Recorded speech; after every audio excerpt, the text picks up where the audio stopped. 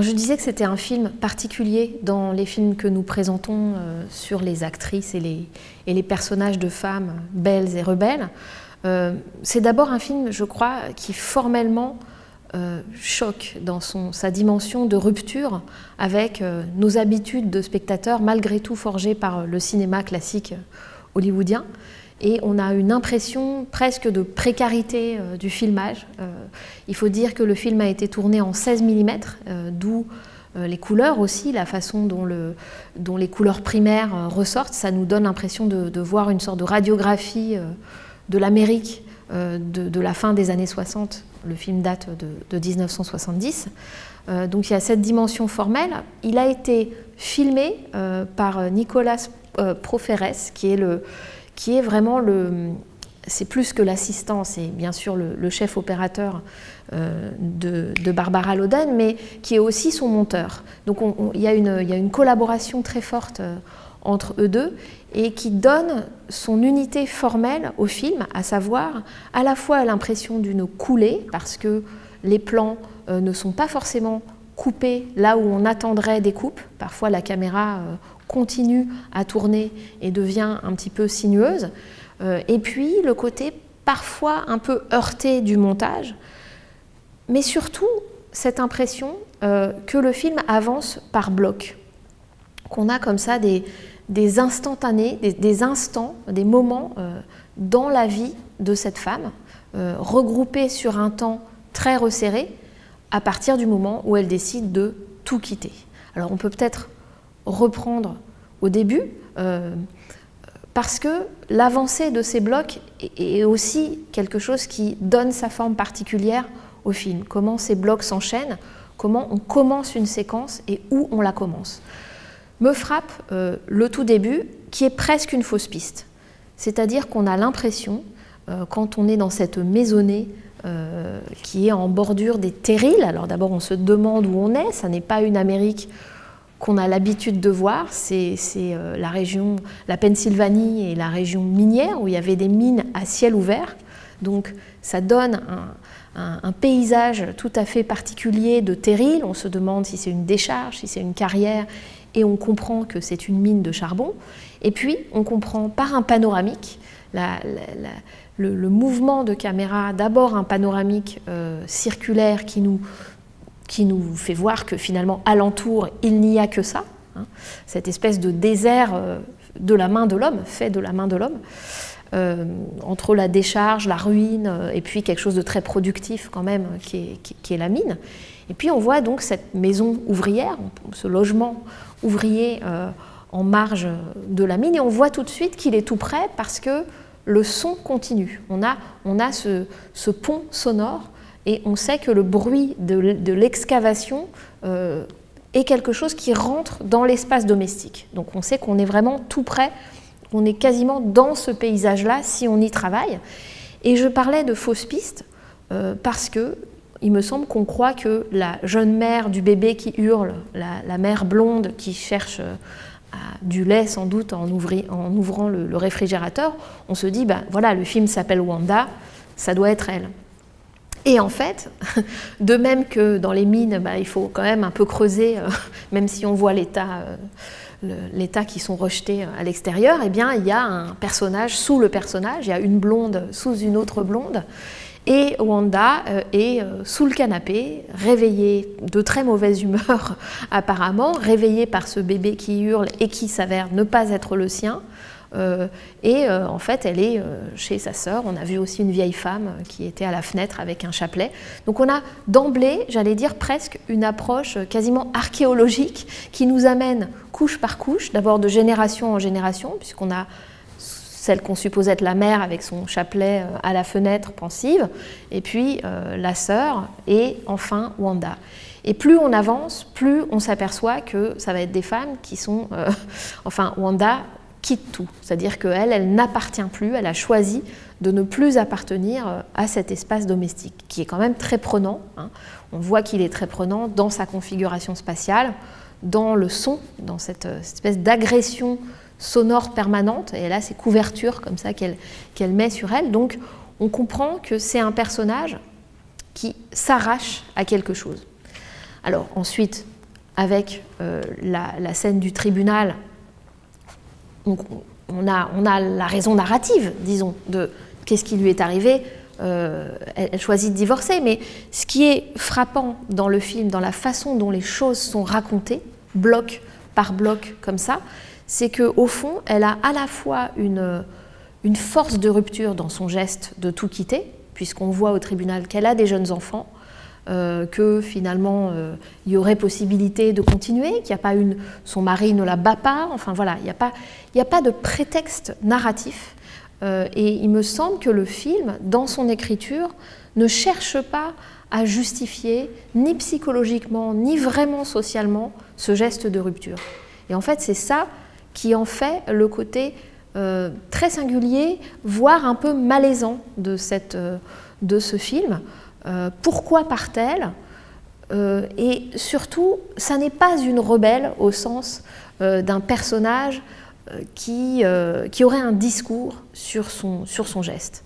Alors, un discours, dans le deuxième bloc de séquence, qui est ce moment où elle arrive en retard au tribunal, où on parle d'elle en son absence, et où elle arrive derrière le mari, pendant que le mari est en train de dire pique-pendre d'elle, et où, finalement, on s'aperçoit qu'elle ne va pas le contredire. Donc là, on comprend que ça ne va pas être un personnage qui affirme sa rébellion, ça va être quelqu'un qui va fuir, qui va tout le temps fuir, ne pas se poser comme victime, mais ne pas non plus revendiquer, je ne sais pas, un féminisme qui était très actif à l'époque aux États-Unis, hein, on est en 1970, le féminisme dans les années 60 aux États-Unis est fort, et en fait elle n'a pas de discours là-dessus, de même qu'elle n'a pas de défense quant à son divorce. Elle dit au juge, oui, s'il veut le divorce, qu'il le prenne. Elle a un regard pour les parents de son mari et pour ses enfants, mais très bref. Et tout cela dérange, me semble-t-il, et continue de déranger parce qu'on attend en quelque sorte des causes psychologiques ou sociologiques qui viendraient justifier ce geste. Il y a autre chose d'un peu dérangeant, c'est que ce personnage va au tribunal en bigoudi. Et les bigoudis, c'est vrai, nous apparaissent comme vraiment typiques, avec le foulard par-dessus, nous apparaissent comme typiques de la ménagère plutôt des années 50, de cette ménagère qui se conforme à une certaine bienséance et un certain après à avoir pour son mari, pour son entourage à l'extérieur. Et elle sort en bigoudi. Et surtout, vous remarquerez qu'on ne voit jamais l'effet des bigoudis dans la coiffure de Wanda. C'est-à-dire que quand elle va ensuite à l'usine textile, où on comprend qu'elle a un petit peu travaillé, qu'elle a fait un peu de travail un peu plus tard, on voit des blondes aussi, des fausses blondes comme elle, avec des cheveux suffisamment bouclés pour qu'on comprenne que ça vient de bigoudi, mais elle, on la voit en bigoudi, et puis ensuite, on voit sa coiffure qui va être critiquée par l'homme qu'elle va rencontrer.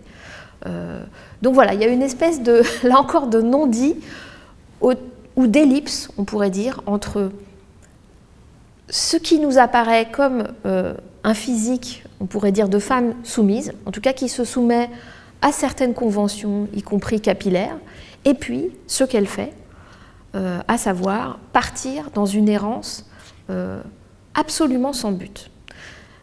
Alors ça, c'est un aspect du film. Est-ce que c'est un road movie? Est-ce que parce qu'un personnage, pendant tout un film, va d'un endroit à un autre, prend des voitures, fait du stop, ou est sur une moto, enfin voilà, on a beaucoup d'exemples de road movies au cours de l'histoire du cinéma américain.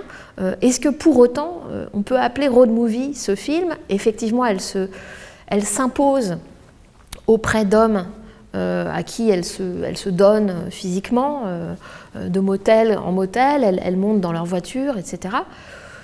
Mais ce qui me frappe, c'est que c'est à peine une errance. C'est-à-dire que non seulement elle n'a pas de but, elle ne va pas à une destination particulière, mais c'est plus que ça, c'est encore plus que ça, c'est-à-dire qu'on n'a pas l'impression qu'elle tire une forme de libération et d'émancipation dans cette liberté de mouvement. Il y a vraiment quelque chose qui continue à être, on pourrait dire, soumis, contraint, non pensé, non conscient, dans son comportement erratique au cours des différentes séquences. Et singulièrement avec les hommes, dans son rapport aux hommes, puisque le comportement qu'elle a avec le personnage masculin principal du film, qu'elle appelle Monsieur Dennis, Mr. Dennis, hein, elle maintient le monsieur à chaque fois, nous donne l'impression quand même d'une soumission. Elle est quasiment son petit chien parce qu'il l'envoie chercher un hamburger en pleine nuit. En plus, c'est un hamburger, il ne faut pas mettre des saletés dedans, comme il dit, donc pas d'oignons, pas de... etc. Et évidemment, elle se trompe dans la commande. Et elle a vraiment une attitude soumise qui fait peine à voir. Donc ça aussi, c'est troublant de garder à ce personnage cette forme-là de non-rébellion. Oui, juste, je voulais revenir sur la question du road movie, mais c'est vrai que c'est quand même une forme, évidemment avec Easy Rider qui était assez importante à cette époque-là. Et c'est vrai qu'il n'y a pas forcément de but en fait dans le road movie à l'époque, ou en tout cas on s'en donnait un au début et très vite on l'oublie. Mais par contre, il y a toujours un sentiment à un moment donné, il me semble, de libération ou d'ivresse ou quelque chose en fait, même si c'est sans rapport avec effectivement un but précis. Et effectivement, moi, c'est ce qui est vraiment étonnant dans ce film, c'est qu'il y a cette forme-là, malgré tout, en fait, du road movie. Enfin, on est obligé de constater que c'est ça, et en même temps, c'est comme vidé en fait de sa substance. En fait, ce que je voulais dire tout à l'heure par rapport à ça, c'est que sur ce que tu disais sur le départ de Vanda, on ne sait pas pourquoi elle part, etc. Et en fait, on se pose vraiment la question de son désir, finalement. Moi, c'est la question qui hante un peu tout le film, c'est finalement, on voit bien qu'elle ne sait pas ce qu'elle veut, mais en même temps, est-ce qu'à aucun moment, en fait, j'ai l'impression qu'elle a un désir particulier. Et c'est peut-être ça le plus choquant en fait, dans le film, ce qui le rend beau et intriguant, mais en fait qui est plus dur peut-être pas à comprendre, mais en tant que spectateur, c'est compliqué finalement d'assister à ça. C'est assez désespérant de voir que cette femme ne désenfouit pas son désir.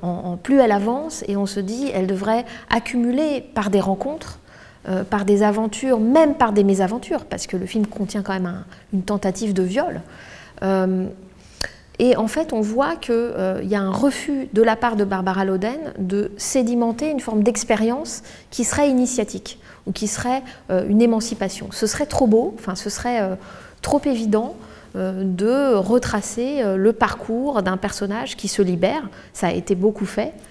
Ça sera encore fait bien après. C'est fait aujourd'hui. Il y a beaucoup de films édifiants sur comment une femme se libère du joug patriarcal, marital, etc. Et en fait, le film ne nous donne pas cela. Et c'est elle-même qui interprète ce personnage. Il faut quand même rappeler que celle qui écrit, alors avec l'aide de Kazan, d'Elia Kazan, son mari, au début, et puis ensuite il dira Kazan qu'elle a tellement repris et réécrit le script, le scénario, que c'est vraiment le sien. C'est donc Barbara Loden qui écrit et qui joue elle-même le personnage, ce qui n'est évidemment pas rien, et elle le joue d'une façon qui nous rappelle aussi certains films documentaires de l'époque. Alors ce que je n'ai pas dit, c'est que donc son collaborateur et opérateur a travaillé avec Richard Leacock, qui est un des chefs de file du documentaire américain des années 60 et après, qu'on a appelé à un moment le cinéma vérité, un peu maladroitement, mais qui est en tout cas le cinéma direct, le cinéma documentaire libéré par le fait qu'enfin le son peut être synchrone et qu'on n'a plus à faire des voix off de commentaires. Donc c'est quand même important que le film ait cette forme-là quasi documentaire et que elle, Barbara Loden, ayant été actrice à Hollywood, hein, elle a joué par exemple dans Le Fleuve sauvage, elle a un rôle magnifique aussi de la sœur de Warren Beatty dans Splendor in the Grass, La fièvre dans le sang d'Elia Kazan. où elle joue une sœur qui se donne un peu à tous les hommes avec une sorte de désespoir assez magnifique. Et on peut regarder ce film aussi en regard après de Wanda. Mais en tout cas, elle ayant été actrice dans ce système hollywoodien des studios, un peu tardif, mais quand même toujours en activité, ça n'est pas rien de se faire filmer elle-même, plutôt de manière documentaire, d'une certaine façon. Il y a quelque chose là dans son jeu qui va plutôt du côté du travail de l'après-acteur studio. On pourrait dire qu'elle a une formation proche de celle des acteurs de l'acteur studio. Elia Kazan l'a comparée à Marlon Brando, d'ailleurs. Et puis elle a étudié avec un professeur un peu stanislavskien, voilà, dans son approche des personnages. Mais ce filmage très documentaire, qui fait un peu penser au film de Frederick Wiseman des mêmes années, notamment Juvenile Court, il existe en DVD, vous pouvez le voir. Donc cette texture-là, documentaire, 16 mm, peu de coupe, etc., fait quelque chose au personnage et fait quelque chose au jeu d'actrice. Donc tout ça importe, disons, dans cette idée que cette femme part, mais que ça n'est pas un personnage traditionnellement psychologique, et que c'est ça qui nous travaille en tant que spectateur, et a fortiori que spectatrice, et que ce qui nous est donné, c'est, moi, alors c'est comme ça que je le reçois, c'est, on veut que les femmes, enfin, comment dire, s'il fallait politiser la chose, ce qu'on n'est pas obligé de faire, mais on veut que les femmes n'aient pas de désir, on leur enlève toute possibilité, disons, d'avoir un désir, puisqu'elles n'ont que des contraintes. Il faut s'occuper des enfants, il faut, etc. Bon, donc allons-y, allons au bout de cela, et montrons une femme qui quitte tout, mais pour rien, on pourrait dire, et qui va au bout de l'absence de désir. Si on lui a enlevé tout but dans la vie, eh bien, qu'elle parte sans but et advienne que pourra. Il y a vraiment cette idée-là. Et effectivement, qu'est-ce qu'elle rencontre sur sa route? J'allais dire des hommes qui abusent d'elle, enfin qui tentent d'abuser d'elle. Alors, il y a un tournant dans le film, assez tôt, disons le premier tiers du film, avec la rencontre de Mr. Dennis, avec cette espèce d'autre fausse piste. Je disais que le début était pour nous une fausse piste parce qu'on n'identifiait pas tout de suite l'héroïne. Ce deuxième moment, à partir de la fin de la première demi-heure, en gros, du film, commence aussi par une fausse piste, puisque elle ne voit pas tout de suite que Mr. Dennis a tué quelqu'un derrière le comptoir du bar. Elle ne voit pas tout de suite que cet homme n'est pas le tenancier du bar où elle se réfugie pour aller simplement se rafraîchir au lavabo, mais qu'il est un braqueur. Donc elle ne comprend pas, et à plusieurs reprises, le personnage de Wanda nous apparaît quasiment comme un peu stupide, en tout cas déchiffrant mal le monde, n'étant pas armée pour comprendre tout de suite le danger, pour comprendre qui est en train de faire quoi et qu'est-ce que les autres fabriquent, qu'est-ce que ces hommes sont en train de fabriquer. Donc elle ne sait peut-être pas ce qu'elle veut, mais en tout cas elle ne sait pas non plus ce que les autres veulent. Donc il y a cette espèce de moment où elle ne comprend pas que cet homme, Mr. Dennis, est un braqueur. En un sens, elle a un peu raison de ne pas comprendre ça. Le fait qu'elle ne comprenne pas que c'est un braqueur est très intéressant, je trouve, pour nous, comme spectateurs, parce qu'on ne se met pas dans les rails, dans les ornières du film de genre. On ne se dit pas, ah oui, alors d'accord, c'est l'histoire d'un type qui est braqueur et qui rencontre cette femme à la dérive, cette ménagère désespérée. C'est pas du tout comme ça. D'abord, on arrive par le biais, bien sûr, de Wanda, et non pas par le biais de l'histoire de ce pauvre type. Mais ensuite, surtout, il nous est montré, j'allais dire quasiment dans une dimension documentaire, lui. C'est-à-dire qu'on n'est pas du tout dans le film de genre voilà, il faut un film d'action qui serait comment est-ce qu'on organise le braquage, etc. On le voit lui d'abord dans toute son humanité. Parce que si vous vous souvenez, quand elle rentre sans lui demander pour aller aux toilettes dans ce bar qui est déjà fermé, et pour cause, eh bien, on voit sa panique, on saisit sur son visage que ça ne va pas du tout et qu'il est déjà débordé par la situation et que cette femme le dérange, le déborde dans ses plans. Et plus tard, quand il va exposer ses plans, cette fois-ci vraiment écrits pour le braquage, c'est burlesque, tellement il est obligé d'écrire exactement tout ce qu'il faut faire. Arriver à la maison, aller vers la porte, enfin voilà, comme si on avait besoin de consigner très exactement ce qu'on doit faire, alors que c'est d'une simplicité enfantine. Surtout, cet homme nous est montré lors d'une halte avec son père, ça fait partie des moments assez émouvants où, bah oui, un braqueur, c'est aussi le fils de quelqu'un qui voit très bien dans son jeu ce vieil homme avec qui il a quelques échanges, à qui il donne un peu d'argent. Donc voilà, il y a tout ce côté très humain qui fait qu'on arrive par tout ce qu'il y a de faible, disons, dans les personnages et qui nous déroute. Le film ne cesse de nous dérouter, hein, presque au sens étymologique du terme. Alors c'est peut-être le fonctionnement de tout road movie que de bifurquer, d'utiliser les changements, les détours, les imprévus de la route pour fabriquer du récit, pour fabriquer de la rencontre, pour fabriquer du scénario et des nouveaux personnages. Mais Wanda est dépourvue de toute complaisance par rapport à cela. Notamment parce que l'autre chose qui me surprend dans la construction du film, c'est donc que ce monsieur Dennis, ça n'est pas une rencontre parmi d'autres. Ça va devenir vraiment, au niveau du métrage, du temps de métrage du film, il prend beaucoup de place, il prend beaucoup de temps. C'est quelqu'un de pas très intéressant, pas très important, mais avec qui on reste longtemps. Et ça aussi, c'est assez étonnant.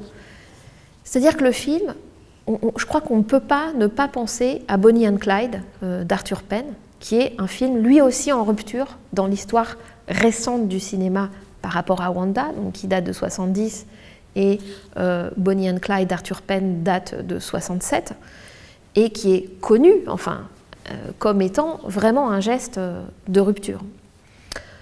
Alors que c'est un film, disons, en costume, puisqu'il se situe dans les années 30. Il est tourné en 67, mais il se situe dans les années 30, mais il est perçu comme un geste de rupture parce qu'on sent la dimension contemporaine de ce qui y est dit. Oui, c'est un couple de malfrats des années 30, historiques et documentés, hein, on voit même leurs photos à la fin, les vrais Bonnie and Clyde, mais quelque chose se dit de la jeunesse des années 60 et aussi du geste de rupture formelle de cette nouvelle génération de cinéastes qui arrivent, disons, avec Arthur Penn, ou en tout cas accompagnés par leur aîné Arthur Penn. Donc, c'est un film, Bonnie and Clyde, qui est connu pour notamment la mise à mort de Bonnie and Clyde à la fin, la façon dont c'est filmé. Donc vraiment pour la texture, pour la mise en scène, le choix de mise en scène, avec des ralentis voilà, sur le nombre de balles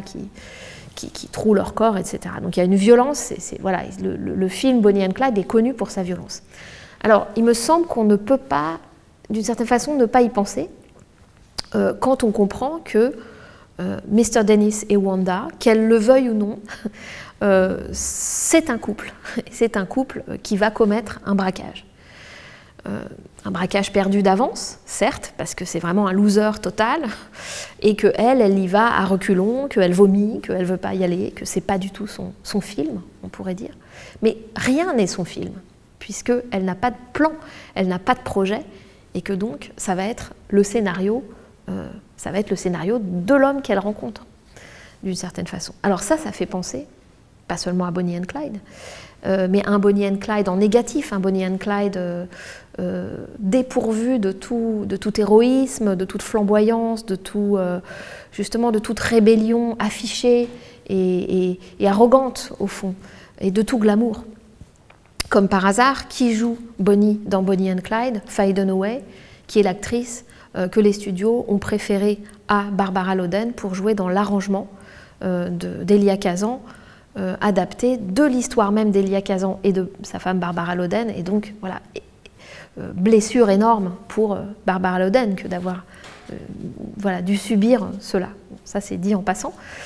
Quand je dis que Wanda, n'ayant pas de plan, n'ayant pas de scénario, va être obligée d'une façon ou d'une autre, de subir le plan de l'homme qu'elle a rencontré, ça fait quand même penser à ce qu'est être une actrice. Alors voilà, c'est ça que je voulais dire par rapport à ce film. Donc, c'est un film qui est réalisé par une actrice. Ça ne veut pas dire que quand on est actrice, on n'est que actrice. Elle est cinéaste. Elle a ensuite, après ce film, eu beaucoup d'autres projets de scénario, mais qui n'ont pas abouti parce que financièrement, ils n'ont pas abouti. Donc, elle n'est pas seulement actrice, mais enfin, tout de même, elle vient de là et elle joue elle-même dans le film. Bon. Qu'est-ce que dit le film? À mon avis, peut-être, de façon un peu allégorique, eh bien, c'est que c'est ça être actrice, c'est-à-dire avoir une forme de vide, de passivité, qu'on offre dans le meilleur des cas et qui est remplie par le scénario, le texte, les intentions de quelqu'un. Alors là où c'est problématique, c'est que souvent ce quelqu'un est un homme quand on est une femme, et donc voilà, il y a des... c'est à la fois très riche et à la fois ça peut être très problématique. Bon, il me semble que dans le parcours du personnage Wanda, y compris le fait que ça vienne d'un fait divers réel, mais c'est banal comme fait divers, une femme qui fait un braquage avec un homme qu'elle a rencontré, l'homme est tué par la police, elle non, bon, c'est ça le fait divers, mais il y en a des milliers des faits divers comme ça. Il me semble que le film montre un peu ça, c'est-à-dire qu'être actrice, c'est se rendre non seulement disponible, ça c'est le côté plutôt joyeux et bien euphémique, disons, de la façon d'exprimer ça, mais vraiment nu, dépourvu de toute intention et de tout désir, et voir ce que ça fait et prendre le risque de ça, c'est-à-dire y compris de se faire embarquer dans le scénario de quelqu'un d'autre, et y compris quand on y va à reculons. Je me souviens que Jean Arthur, par exemple, l'actrice qui joue dans le film de Howard Hawks, Seuls les anges ont des ailes, qu'on montrera peut-être un jour, ou bien qui joue dans le film de Frank Capra, Mr. Deeds, l'extravagant Mr. Deeds, voilà, des très très grandes comédies, des très grands films du cinéma classique. Et bien, par exemple, Jean Arthur, elle vomissait avant chaque prise. Bon, là, on voit Wanda qui vomit avant de pouvoir aller faire le braquage prévu, donc, et qui, surtout à qui cet homme fait apprendre un scénario, fait apprendre un texte, et lui dit « mais si, tu vas y arriver ». Voilà. Donc voilà, ça me fait penser à cette possibilité que le film soit aussi, parmi tout ce qu'il est, une réflexion sur cette passivité fondamentale, qui n'est pas jugée, qui est à la fois une qualité pour un acteur ou une actrice et une malédiction, on pourrait dire, une malédiction féminine, si on veut. Alors, par rapport à la question de la position des actrices, en fait, et de ce que tu nous dis sur le fait qu'elles sont quelque part vides au sens où elles doivent accueillir un scénario, une direction d'acteur qui souvent vient d'un metteur en scène, donc d'un homme. Voilà, je trouve ça hyper intéressant, et en même temps ma question c'est quid en fait des acteurs hommes en fait, est-ce qu'on peut avoir le même discours dessus en fait, quelle est la spécificité? Alors c'est évidemment un raccourci que je fais, mais qui m'est suggéré par la réflexion portée, je pense, par le film, et par aussi la fréquentation de personnes qui font ce métier. Bien sûr, le fait d'être un homme, pour moi, c'est la même condition au sens de la vie, la condition existentielle, disons, de l'acteur. Il peut donner l'impression d'un plein, et c'est tout ce que la machine hollywoodienne fait, c'est-à-dire de construire des stars, et même de construire des stars avec une biographie, hein, puisque Hollywood, dans sa période classique, mais encore maintenant, voilà, donne en pâture au public, en plus des images du film, donne une biographie, donc donne du plein autour des acteurs. Mais je pense que fondamentalement, et les acteurs concernés pourront le contester, mais qu'il y a cette forme de passivité profonde, et d'ailleurs Isabelle Huppert en a parlé, elle aussi. Donc ça n'a rien à voir avec le fait d'être un acteur qui sous-joue ou qui surjoue, hein, c'est pas du tout ça. Et bien sûr que ça s'applique aussi aux hommes.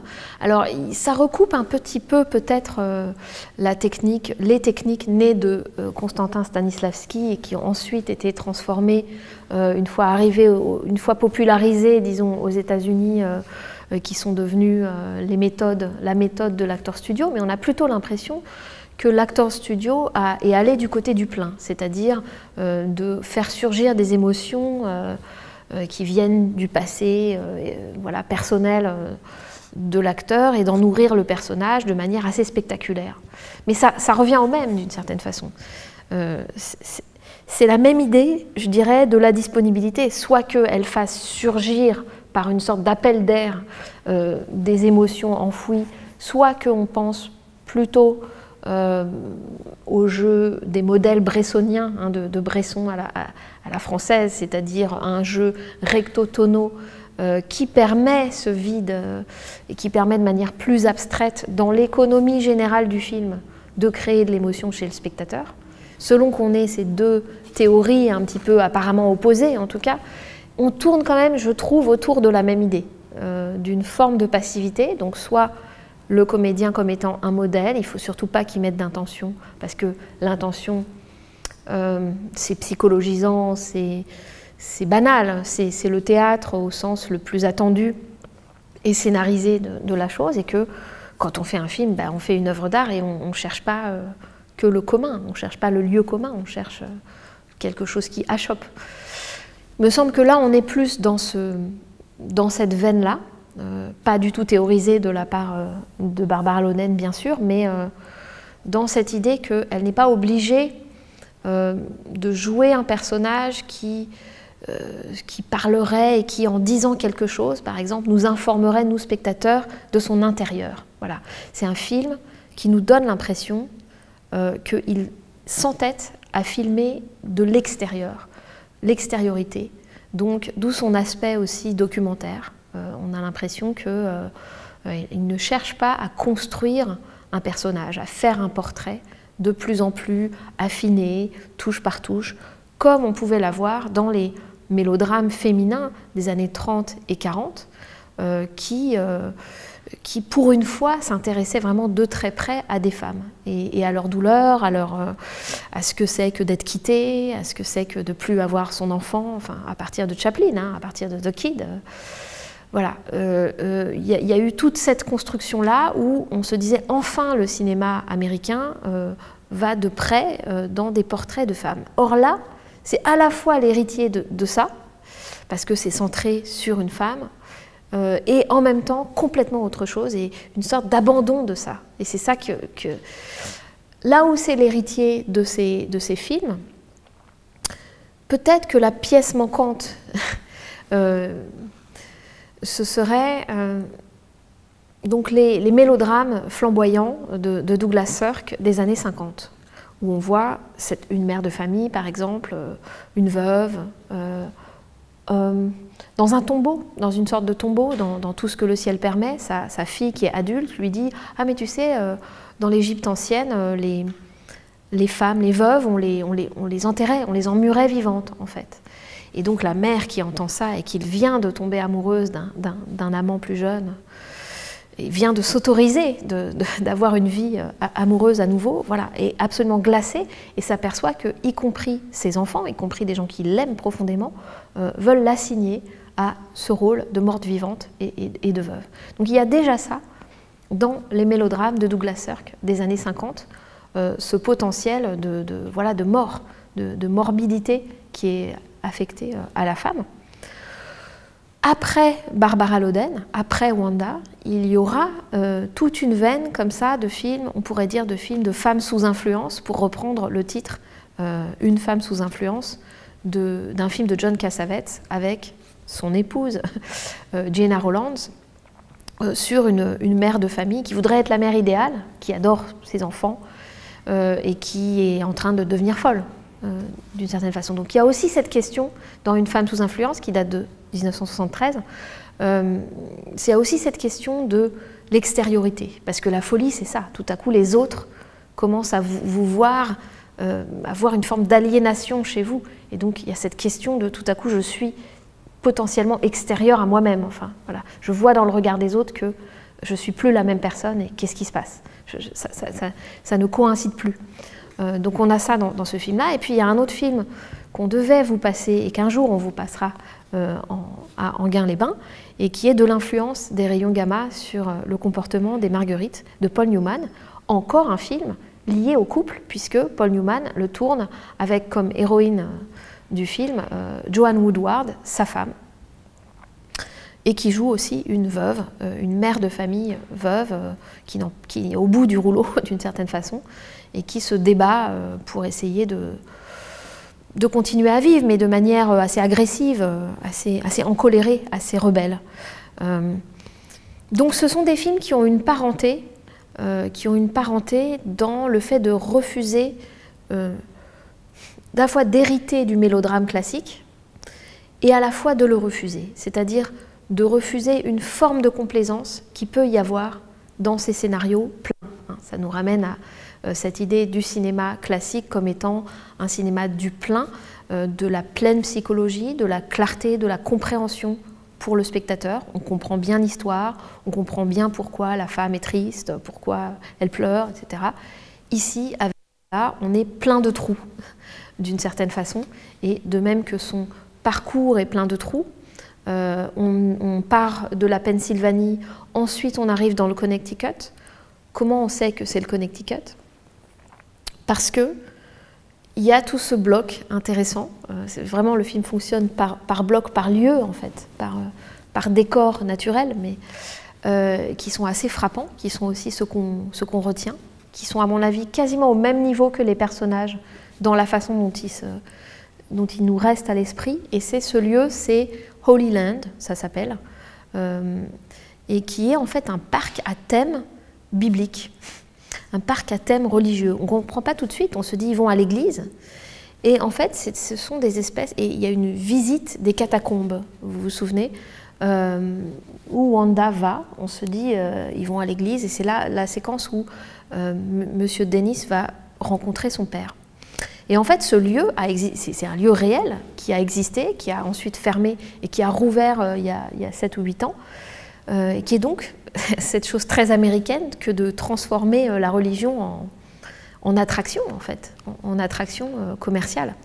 C'est pas un hasard si elle a choisi ça comme décor, Barbara Loden, je pense, et c'est lié à cette idée de quelque chose de désaffecté, d'un personnage désaffecté, de la condition d'actrice comme étant ce vide, cette espèce de désertion, de désaffection, de ne pas forcer les affects.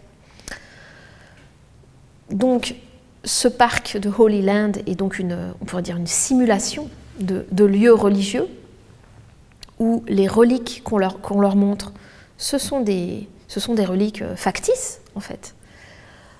Et de même, ça renvoie, il me semble, dans le film, ça fait écho à la scène du centre commercial où s'arrêtent Mr. Dennis et Wanda, et où elle s'achète des vêtements, mais où d'abord elle regarde les mannequins. Il y a des longs plans où elle regarde les mannequins dans les vitrines, et où on ne peut pas ne pas penser à voilà, ce côté en miroir hein, d'une femme complètement désaffectée, enfin, d'une poupée au sens vide, non animée.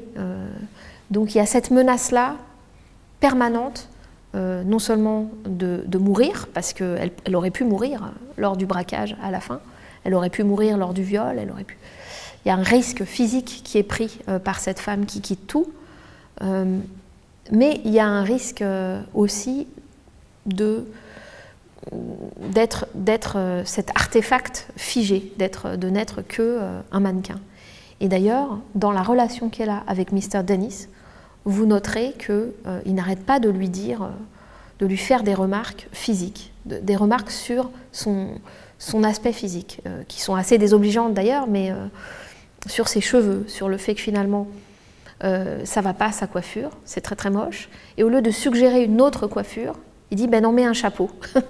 Et avec cette idée qu'il faut vraiment couvrir la chose. Et là où c'est intéressant, c'est qu'elle n'achète pas un chapeau, elle achète cette espèce d'inénarrable bandeau avec des marguerites artificielle et où ça la couvre sans la couvrir, etc. Donc là, s'il y a une petite subversion, elle est un petit peu là-dedans. Mais on a l'impression qu'il y a une forme de négation, vraiment, de négation physique de l'autre dans le rapport qu'a Mr. Denis avec elle. Et que pourtant, le film, dans son absence de jugement, nous désigne ce couple comme potentiellement, malgré tout, un couple amoureux. C'est-à-dire qu'on n'est pas sûr qu'il n'y ait pas du tout de sentiments, me semble-t-il. Ou que l'amour, peut-être que c'est un peu aussi ça. Ce qui n'est pas forcément une très très bonne nouvelle. Mais en tout cas, je trouve que c'est assez beau de ne pas nous montrer simplement l'histoire d'une victime, enfin d'une femme qui est battue, qui est victimisée par les hommes. Mais, par rapport à... Je voulais revenir un peu sur comment dire, la soumission en fait, du personnage par rapport à Mr. Denis et cette position qui finalement ça représente quand même, je trouve, une grande violence en fait, pour le spectateur de regarder ce film. Déjà, c'est difficile en fait, c'est comme un film qui est difficile à voir parce que justement il casse tous les codes habituels, narration, enfin il y a justement une forme de vide, comme tu disais. Et donc ça, je pense que pour n'importe quel spectateur, je pense que ça reste compliqué aujourd'hui à regarder. Ça reste une forme de violence qu'on doit se faire un petit peu. Et puis ça retranscrit, donc, comme tu disais, une violence en fait, qu'elle, finalement, elle subit. Et je voulais juste revenir sur si tu pouvais revenir sur la réaction en fait, critique à l'époque. Parce que justement, tu parlais de Bonnie and Clyde. Et j'avais lu que Pauline Kael en fait avait pas trop aimé en fait finalement ce film et je repensais au fait que au contraire c'est elle qui avait créé le succès plus ou moins de Bonnie and Clyde en fait et je trouve c'est assez fascinant parce que Pauline Kael était quand même, elle représentait quand même une certaine subversion, j'imagine. Enfin, en tout cas, elle a poussé le nouvel Hollywood, etc. Et que finalement, face à ce film, elle a peut-être pas. Est-ce qu'il y a quelque chose qu'elle n'a pas vu? Est-ce qu'elle a raté? Ou est-ce qu'il y a des critiques qui ont su repérer le film à sa juste valeur? Tu as dit qu'il a eu des prix, etc. Mais en fait, quelle était la réception en fait à l'époque? Alors, c'est intéressant. N'étant pas historienne, je ne peux pas donner les détails précis de la réception, sinon que et notamment dans un très beau livre qui s'appelle « Supplément à la vie de Barbara Loden » de Nathalie Léger, qui est paru il y a une dizaine d'années, qui est vraiment à la fois à la première personne, mais très précis sur le film. Il y a d'abord eu des réactions du côté des journaux féministes qui étaient plutôt négatives. Et on peut comprendre, parce que ça n'est pas le schéma d'une libération. On aimerait qu'elle se libère véritablement de manière beaucoup plus marquée, et on n'a pas ça. On n'a pas la gratification de cette libération, j'en parlais. Du côté de Pauline Kael, la critique, c'était une critique effectivement très influente sur la côte Est, en tout cas, mais dans tous les États-Unis dans les années 70. Et en effet, le nouvel Hollywood a été aussi forgé par sa réception critique. Hein. Par le côté générationnel de ces cinéastes qui étaient pour une fois formés véritablement au cinéma et qui avaient une culture classique du cinéma, par le moment, c'est-à-dire le moment de politique, d'ébullition politique, de guerre du Vietnam, etc. Donc tout ça a fait que ça se cristallise en un mouvement qu'on peut appeler le nouvel Hollywood, qui est comme toujours, comme tous les mouvements disparates, etc. Mais il me semble que ce qu'on peut dire quand on voit Wanda, on se dit « Ah oui, en fait, quand je repense aux films du nouvel Hollywood, ils sont tous faits par des hommes. » C'est-à-dire que tout à coup, ça nous éveille à cette question de genre, qu'on n'a pas forcément nous en France, quand on pense aux films. Donc déjà, on se dit « Ah oui, effectivement, ça n'est pas la même chose. » Et c'est vrai que Easy Rider existe, mais on n'a pas affaire à la même chose. Et que peut-être, finalement, les gens du nouvel Hollywood, avec toute leur culture cinématographique, leur formation cinématographique, faisaient des films beaucoup plus structurés et beaucoup plus inscrits parfois dans des genres cinématographiques existants.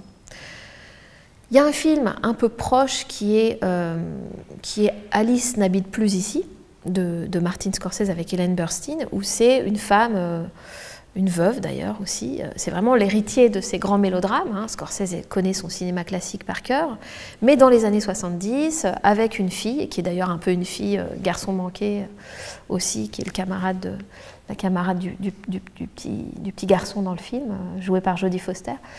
Bref, enfin, c'est un film très années 70, Alice n'habite plus ici, et qui décrit aussi une rupture, une femme veuve, voilà, qui décide d'emmener son petit garçon et de devenir chanteuse comme ça, de redevenir chanteuse dans des cabarets. Bon, il y a ce geste-là de rupture, de voyage, mais justement, par contraste avec l'âpreté formelle aussi, et l'âpreté du récit de Wanda, on voit bien la différence.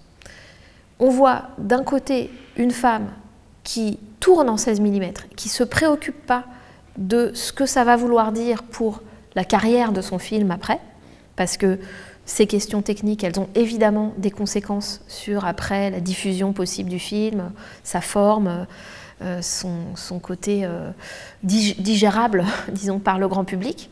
Et on a de l'autre côté Scorsese, Scorsese ou tous ses collègues qui sont très ambitieux, qui veulent s'inscrire dans une histoire du cinéma, et un peu comme les jeunes Turcs de la Nouvelle Vague avant eux, qui ont tout à fait une ambition pleine, justement, d'habiter, enfin, un ego plein de cinéastes en devenir, et qui filment donc un portrait de femme rebelle, entre guillemets, beaucoup plus convenu, au fond. Et de manière beaucoup plus facilement satisfaisante. Elle va rencontrer un homme voilà, qui est charmant, etc., dans Alice. Donc, je ne suis pas si étonnée que quelqu'un comme Pauline Kael, qui cherche, j'allais dire, qui cherche du solide, qui cherche du récit, qui cherche comme on veut d'un gros steak, hein, de la viande. Il faut la viande du récit, il faut la viande du personnage, il faut des acteurs qui jouent. Wanda, c'est des noms professionnels à part elle, en gros. Donc voilà, il y a quelque chose de l'ordre du déficit. On parlait du vide fondamental de l'acteur, de l'actrice, mais bien sûr, ça s'imprime aussi dans le film. Et ça, c'est très déroutant, parce qu'en tant que critique, surtout à cette époque, je pense que Pauline Kael, par exemple, avait une forme de virilisme, au fond, qu'elle n'analysait pas forcément comme ça, mais voilà, il faut du solide, il faut quelque chose sur lequel on peut s'appuyer, et Wanda ne nous gratifie pas de ça. En fait, moi, par rapport à ça, il me semble qu'il y avait un cinéaste qui a peut-être fait des choses un peu à mi-chemin. Alors bon, mais je sais pas, c'était pas un exemple très juste. À l'époque, les films de George Romero en fait étaient réalisés, justement, ça m'y fait penser, parce qu'il travaillait à Pittsburgh, et en fait, c'est pas quelqu'un qui travaillait à Hollywood, en fait. Il était dans la région, justement, en tout cas de là où était tourné le film. Et en 60, je crois que c'est 13 ou 12, en fait, il a fait un film qui s'appelle Season of the Witch, et qui est un peu vraiment une petite production indépendante pour le coup, donc qui n'aurait pas les mêmes visées sans doute que Scorsese ou Coppola, et qui parle justement d'une femme au foyer. Alors lui, en fait, c'est le biais fantastique, en fait, donc une femme au foyer qui justement qui est face à cette problématique du conformisme, de la femme au foyer américaine, etc., et qui va se tourner vers la sorcellerie, en fait, mais toujours avec ce rapport au fantastique qui est un peu comme il l'a fait après, en fait, dans Martin, en fait, qui est confronté à la question du réalisme, en fait. Enfin, voilà. Mais enfin, en tout cas, c'est un film que je recommande, parce qu'il est peut-être quelque part un peu à mi-chemin, voilà, entre les deux. Et ce film vient peut-être aussi d'un film, alors que je n'ai pas vu, mais qui est assez légendaire dans le cinéma américain, de Stepford Wives, donc sur cette qui serait presque le mythe originaire de la femme au foyer comme étant vidée d'affect, robotisée par ce conformisme.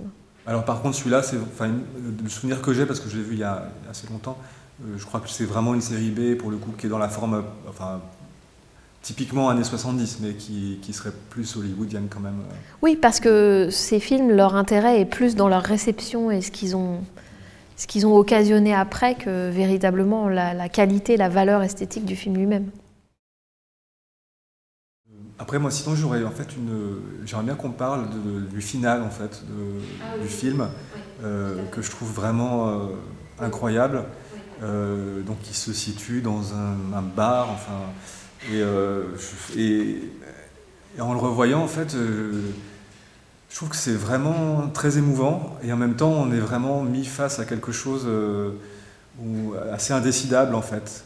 Je crois, peut-être je me trompe, il me semble qu'elle a tourné 2 fins, ou il y en a une autre qui était prévue, je ne sais plus, où elle devait s'en sortir ou pas. Mais là, en fait, en tout cas, elle choisit de finir. D'ailleurs, il y a un arrêt sur image, je ne sais plus. Enfin, oui, il y a un arrêt sur image. En fait, on finit sur quelque chose d'absolument indécidable. En fait, on ne sait pas du tout si elle va se sortir en fait de cette vie d'errance et de non-choix, etc. Ou si ça va rester comme ça. Enfin, en tout cas, ce que ça suggère quand même, la fin, c'est que elle va peut-être jamais changer. Enfin, je sais pas.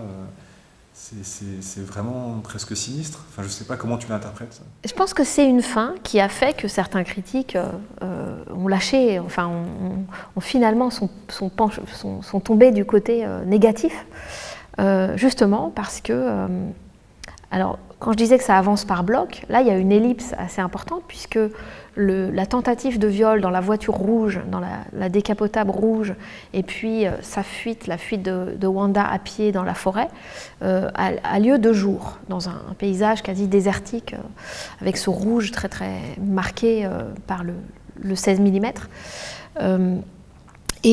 Si vous vous souvenez, à la fin du plan où elle pleure dans la forêt, parce qu'en plus elle tombe, évidemment, elle s'échappe et elle tombe, et il y a juste un plan sur des frondaisons, sur des arbres, qui peut être un peu subjectif, parce qu'effectivement elle est à terre et qu'elle regarde vers le ciel, mais c'est un plan incroyablement apaisé, en fait. On voit juste les arbres, comme ça, le vent dans les arbres et la lumière.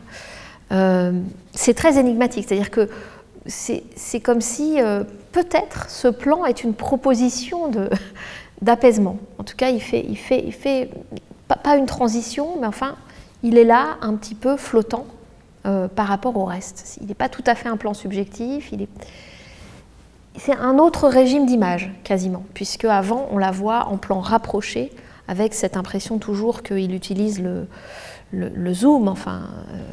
Voilà, qu'on est très proche d'elle, qu'elle est émotionnellement ravagée, etc., par ce qui vient de lui arriver. Et puis tout à coup, on a ce plan d'ensemble sur des arbres vus d'en bas.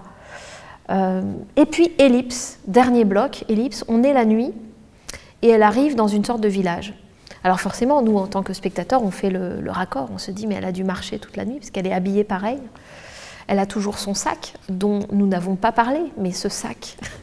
Le sac de Wanda, c'est quand même quelque chose, ce sac en vinyle blanc brillant et qui se ferme un peu comme un porte-monnaie. Ce sac, il m'a rappelé beaucoup le sac de Marnie d'Hitchcock, hein, le film Pas de printemps pour Marnie d'Alfred Hitchcock, donc plutôt un film tardif et en couleur avec Tippi Hedren, autre blonde, commence avec Marnie qui a son sac sous le bras comme ça. Sur le quai d'une gare. Donc le sac dans Marnie, comme elle est kleptomane, est très important. Un sac un peu jaune pâle comme ça, mais qui a vraiment la même forme. Alors donc je me demande si c'est pas quand même dans Wanda un souvenir du sac de Marnie, parce qu'il est très présent, or il n'y a pas grand-chose dedans. D'ailleurs elle se fait piquer son porte-monnaie, elle se fait dévaliser quand elle va au cinéma, dans le cinéma hispanique. Donc voilà, ce sac qui est à la fois tout et rien, enfin bon, il est intéressant. Alors elle arrive à la fin dans ce village et on remarque que c'est de nuit. Moi, c'est bizarre parce que ce qu'on voit des quelques maisons, d'abord je dis village, j'ai l'impression que c'est pas une ville, mais je ne sais pas vraiment pourquoi. Et d'autre part, ça me fait penser à des décors de western, à une ville comme dans certains films, dans certains westerns, le soir, quand on va au saloon, etc. Et il y a ce rouge, encore cette jeune fille qui a un habit du même rouge que la voiture du violeur, et qui, comme ça, dans la nuit, la salue de manière tellement accueillante. Elle passe devant Wanda, et elle dit bonjour, comme ça, parce qu'il faut dire bonjour à quelqu'un dans les petits. Et puis elle monte, et puis en fait, elle la regarde par la fenêtre, et elle redescend. Et voilà, on se dit, quelqu'un a remarqué Wanda en fait. Quelqu'un remarque Wanda et pas pour l'utiliser d'une certaine façon. C'est-à-dire qu'elle va être invitée dans cette espèce de fête dont on ne comprend pas si c'est une fête privée, si c'est un bar. C'est pas très clair. En tout cas pour moi, c'est pas très clair et c'est délibérément pas clair dans la façon dont la caméra wanders justement et dont elle voilà, elle est là, elle coule, mais elle ne cherche pas à être à l'extérieur pour nous situer ces lieux ou les circonstances, mais en tout cas, cette fille la voit et au lieu d'en faire une proie, elle l'invite sans rien lui demander. Et finalement, Wanda elle est un peu jetée là, on pourrait dire. Elle n'a toujours pas de but. Et là encore, ce qu'on attend, c'est que tout à coup, elle reprenne des couleurs, elle reprenne de la joie, et elle se lie d'amitié avec les gens qui sont autour, ou bien elle reconnaisse la chanson qui est en train d'être jouée par les musiciens. Mais non, il n'y a rien de tout ça, et elle reste dans cette espèce de solitude existentielle profonde. Il vient quand même de lui arriver quasiment un viol, donc bon, on peut aussi comprendre que ça ne connecte pas avec cette joie de vivre. Et pourtant, le film n'est pas non plus, me semble-t-il, mis en scène de telle manière à ce qu'on se dise « Ah ben, c'est une étrangère, elle sera toujours une étrangère à l'humanité ». Non, elle est remise dans l'humanité et advienne que pourra, mais en tout cas, elle y est plantée. Et on lui passe une cigarette, elle la fume, on lui donne un verre, elle le boit. Elle est toujours triste, mais en tout cas, elle y est. Et je trouve que ça, c'est beau de montrer que le cinéma permet ça, c'est-à-dire de placer un personnage parmi d'autres et de ne pas forcément en conclure quelque chose. Avec cet arrêt sur image final qui fait aussi penser d'ailleurs à l'arrêt sur image, par exemple, des 400 coups, de la fin des 400 coups, 1959, date exacte du fait divers d'ailleurs qui a inspiré Wanda. Très bien, je pense qu'on peut s'arrêter là. Merci beaucoup Charlotte.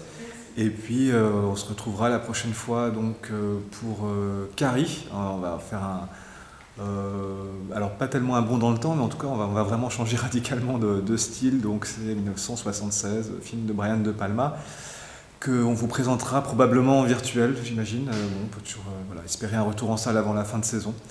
Donc voilà, merci encore et puis chers garçons, à très bientôt. À bientôt.